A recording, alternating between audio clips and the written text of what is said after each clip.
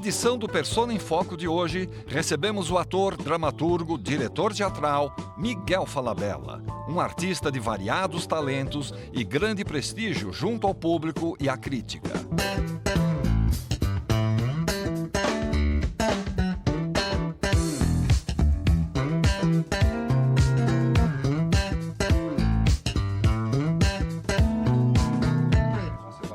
Para conversar com ele, convidamos duas atrizes que têm trabalhado com frequência com Falabella, como é o caso da Alessandra Maestrini, colega de palco e de televisão.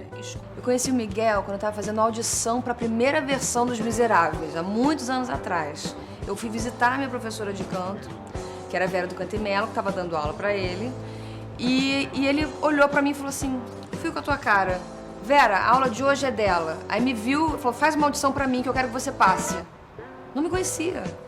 Aí eu cantei, ele falou: "Você vai passar, faz assim, faz assado, não sei o quê." Eu passei o teste, que nada tinha a ver com ele. Ele tinha me assistido no teatro fazer Mamãe Não Pode Saber. E depois ele me chamou pra fazer o Toma Lá da Cá, Bozena lá de Pato Branco daí. Desde então, aí sim, trabalhando com ele, ele se tornou um grande amigo, uma pessoa que de falar dele me emociona. E como profissional, ele é de uma destreza, ele é um gênio. Com inúmeros espetáculos musicais no seu currículo, a atriz Brenda Nadler vem compartilhando o palco com Falabella em vários trabalhos. A gente se conheceu em 2007, né, quando eu fui fazer Os Produtores. Eu sou atriz de teatro musical e a minha relação com o Miguel é uma relação muito próxima. Ele é meu padrinho, né, na minha vida artística, e é uma pessoa muito próxima na minha vida pessoal também. A gente está aí já nesses 10 anos juntos, eu já estou no meu 8º musical com ele e a gente teve a oportunidade de fazer alguns personagens maravilhosos no palco com ele, onde a gente se divertiu muito e a gente está sempre se divertindo. Então eu sou uma pessoa muito grata a ele, né? Fiz uma novela com ele também, fiz algumas participações, Pé na Cova, Sexy Amigas. Então a gente está juntinho aí nessa caminhada.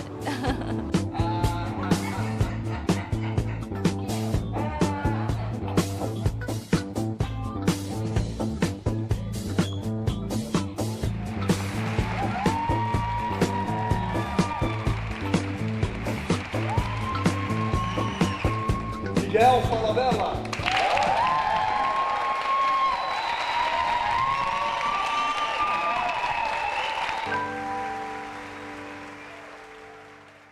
Muito bem, vamos começar. Falabella, muito obrigado pela sua presença. Obrigado, eu. Prazer estar aqui. Alessandra, é com você.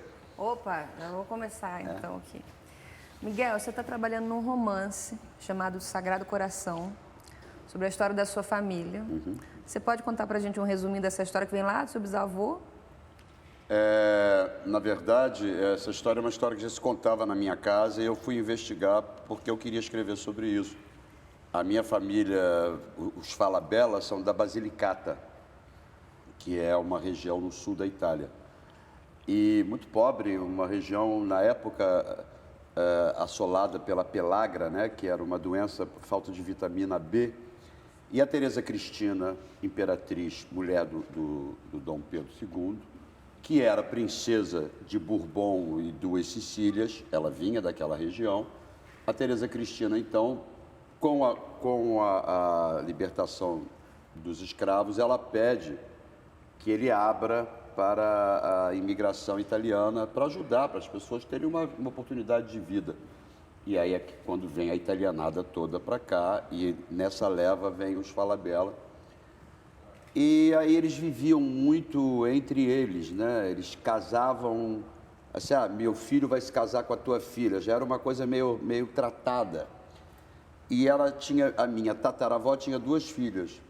E a mais velha se casa meio arranjada, é um casamento arranjado. Ela é muito infeliz com esse casamento. O cara era um louco, metia porrada nela, e uma época em que o marido podia tudo. Ele aí vem para São Paulo, isso é no Rio, ele vem para São Paulo e desaparece de lá. Ele manda uma notícia de que morreu. Ela, como... Isso é início do século, né? Ele manda uma notícia de que morreu? Ele mesmo inventa que ele morreu, pede dinheiro para o próprio enterro, depois soube-se. E ela, coitada, mandou dinheiro para enterrar ele aqui em São Paulo e se vestiu de preto.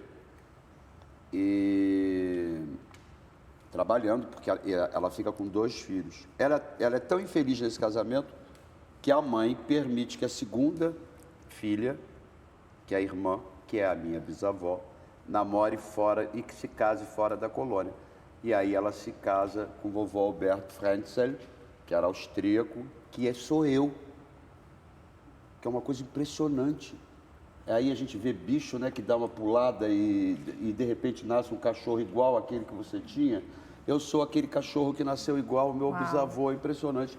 Eu sou igual a ele. Eu vi uma foto dele com cavanhaque. Eu falei, onde foi isso que eu fiz?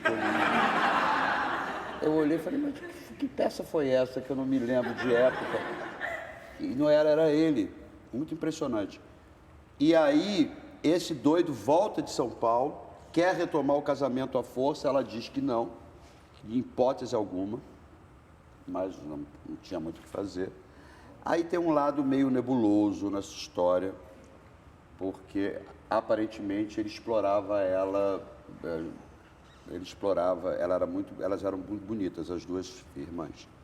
E a mais velha, essa que era casada, parece que ele a explorava no Lenocine, ele prostituía ela.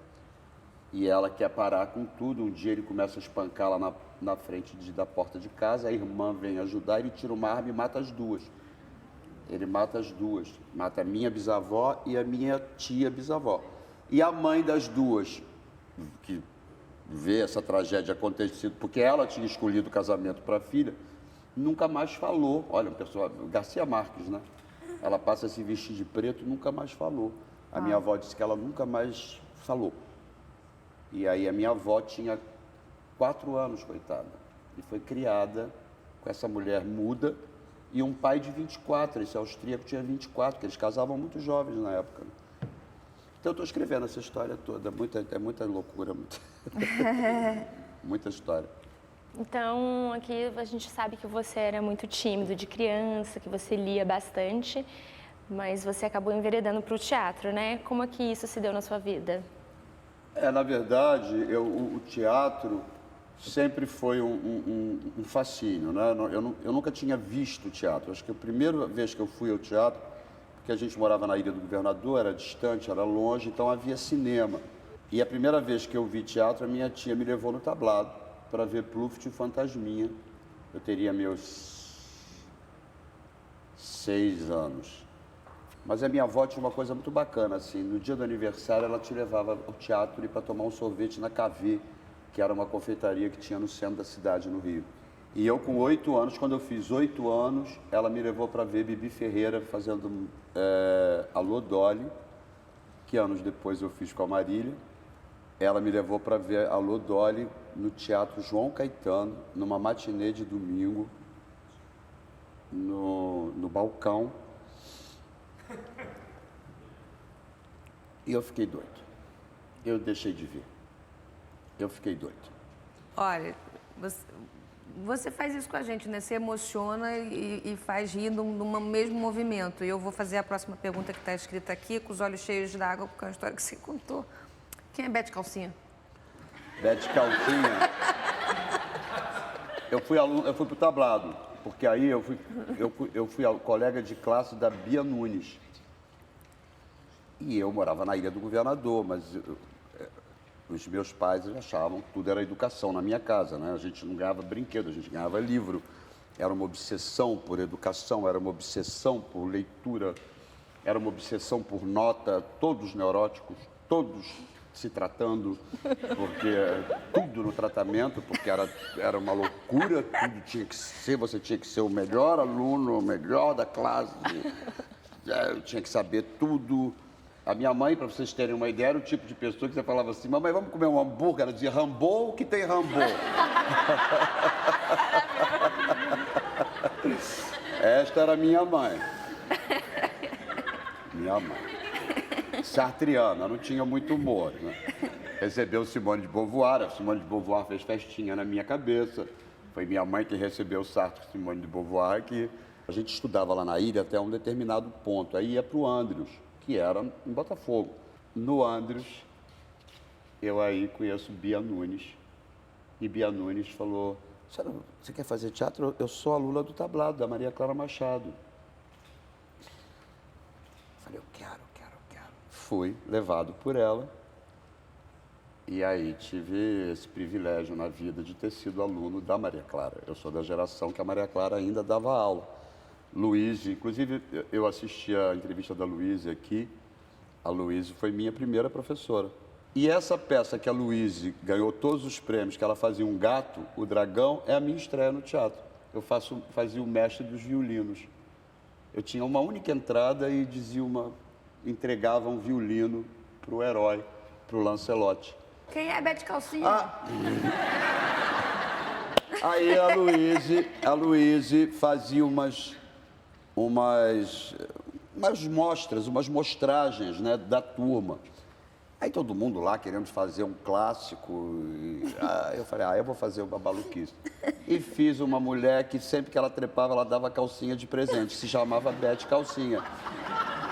E foi um escândalo no Tablado na festa de final de ano.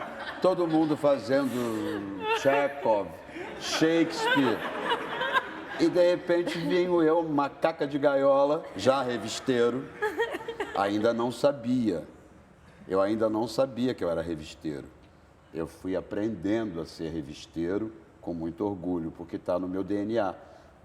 E aí Bete Calcinha foi isso. Foi uma bobagem, uma apresentação eu fazia. E aí eu vi que a plateia riu muito. E aí você intui, antes de aprender na teoria, eu aprendi na prática o que era o timing de comédia. Então, nos anos 70, você fez parte do grupo Pessoal do Despertar. E era uma época de teatro experimental, né? Mas vocês propunham outros caminhos. E como que eram esses caminhos? Que caminho eram esses que vocês faziam? A minha geração é a geração dos grupos, né? Porque começa com o Asdrubal, trouxe o trombone, que teve uma grande repercussão, que foi uma referência para toda a minha geração. E eu, no Tablado, conheço a Maria Padilha. E aí a gente fica muito amigo. E o Paulo Reis também era do Tablado. Nós tínhamos... A Maria Clara Machado ia montar o Despertar da Primavera no Tablado. Depois achou que o tema era um pouco ousado demais para o Tablado da época e abortou a montagem. Então eu e Maria Padilha chamamos o Paulo Reis para dirigir. E aí outras pessoas vieram e nós fizemos uma montagem do Despertar da Primavera que nenhum de nós esperava. Na verdade, não tinha jeito diferente, né? Era um teatro, eram coisas bem feitas ou mal feitas. O Despertar era um belíssimo espetáculo. Era um belíssimo espetáculo, nós éramos todos muito jovens. E todos, a história provou depois, todos tinham um talento e quase todos fizeram carreiras sólidas e bem-sucedidas. Então, ali era a gênese de todos nós. Mas foi muito bacana, foi uma época bem bacana. Está na hora da gente te mostrar o primeiro depoimento que nós temos gravado para você. Ele veio pela internet, é de alguém do pessoal do Despertar. Olha só. Eu e o Miguel Falabella estivemos juntos no final dos anos 70, em 1979, fundando e fazendo a peça Despertar da Primavera, de Frank Wedekind, no grupo Pessoal do Despertar. Esse grupo tinha como objetivo a gente fazer a nossa linguagem, seria montar textos clássicos. Montamos, além do Despertar da Primavera, o Happy End do Brecht, do Kurzweil e a Tempestade de Shakespeare, numa linguagem brasileira, acessível à nossa geração, desmistificando um pouco o clássico, mas ao mesmo tempo respeitando o conteúdo dele. No nosso grupo tinham mais ou menos duas correntes ideológicas. Uma era das pessoas que eram um pouquinho mais velhas, que ainda traziam a coisa dos anos 70, da coisa política, de temos que falar sobre a ditadura militar. E a outra corrente na qual estávamos eu e Miguel, que era que isso já tinha acontecido, a gente estava mais entrando nos anos 80. Isso causava uma certa tensão, que acabou, acho que sendo a linguagem do nosso grupo, esta tensão. Um dia o Miguel chegou no ensaio, com o seu humor genial de sempre, e tentando resolver o nome, porque a gente não conseguia achar um nome para o grupo. Miguel chegou um dia, trouxe um nome que vai contemplar todas as tendências. Chamará Brecht e Blush. Foi uma gargalhada geral, mas era bem isso. E o Miguel, ele fazia parte desse lado que trazia muito humor, muito frescor e um pé mais, eu acho, mais moderno, que já estava nos anos 80, assim. Eu acho que foi muito importante.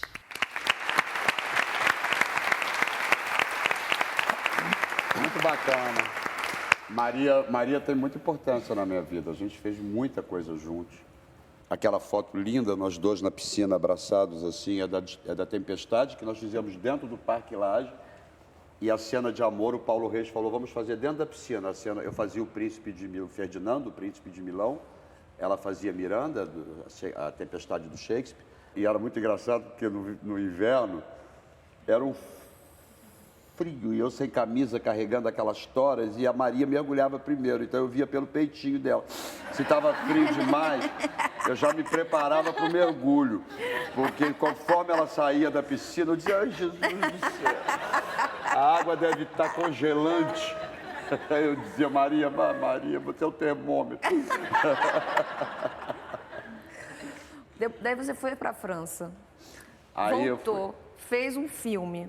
Só depois, que era O Sonho Não Acabou, O Sonho Não né? Acabou. Só depois de fazer o filme que você foi fazer televisão. Então, tem algumas perguntas para você. Uma, o que você foi fazer na França? Duas, como você foi parar na televisão? E a terceira, que eu enfiei aqui, teve uma pessoa que te avisou do seu sucesso. Eu fui para a França por amor, na verdade. Eu sempre fui por amor, para tudo que eu fiz na minha vida. Na França, tem essa história desse vietnamita, porque eu comecei a ter pânico sem saber o que era pânico na época. Claro, hoje em dia eu entendo. Eu estava 20 e pouquinhos. E aí, na França, eu comecei a ter notícia que fulano vai fazer uma novela, Beltrano está fazendo uma peça. É quando as pessoas começam a trabalhar, a se inserir no mercado de trabalho. E eu falei, cacete, eu aqui, o que eu estou fazendo aqui, gente? Trabalhando em loja, e eu vou perder meu bonde. Aí eu tinha uma amiga minha que ela era búlgara, Katia Bollman, tinha um olho muito preto, só eu para ter uma amiga búlgara. Katia Bollman falou assim, vou te levar num homem em Alesiá, que é um vietnamita, poderosíssimo. E lá fomos nós, que era um vidente, um clairvoyant, né? Lá de Alesiá, vamos. Pagava lá um dinheirinho, fomos. E era um senhor com a cabecinha toda branca, nunca vou me esquecer. E esse homem falou para mim assim, seu problema é trabalho? Você tá com medo de trabalho, né? Você está angustiado porque você acha que a sua vida não está indo para lugar nenhum. Eu falei, exatamente. Não sei se eu fico aqui, não sei se eu volto. Porque eu já estava meio começando ali a fazer curso, já conhecia, já tinha amigos, já não falava português, porque eu não tinha com quem falar. Então, o francês já estava ficando a minha língua, eu já estava ficando fluente. Aí ele falou,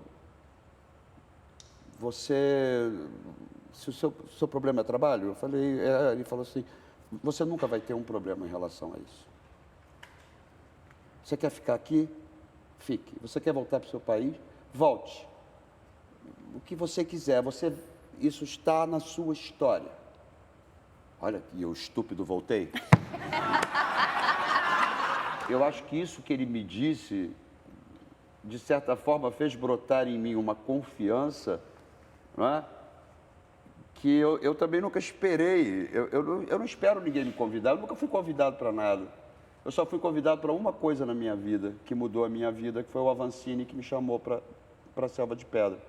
Aí mudou a vida, porque aí eu virei um nome nacional. Aí muda a vida de qualquer pessoa, claro. Nós temos o primeiro intervalo do programa agora, bem rápido. Voltamos já com o Persona em Foco.